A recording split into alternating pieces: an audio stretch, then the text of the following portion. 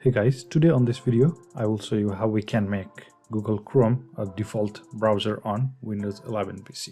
So let's get started. First of all, click on Windows icon here for Start menu and click on Settings.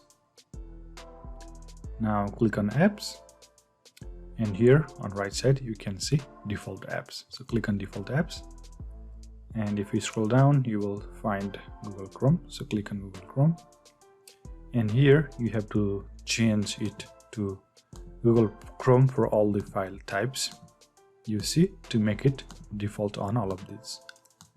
So you have to go on each of these one by one and change it to Google Chrome. That way it will become default for those file types and links. Now after we change this on all these file types and link, Google Chrome will be the default browser on our computer. So this much for this video guys. Thank you for watching.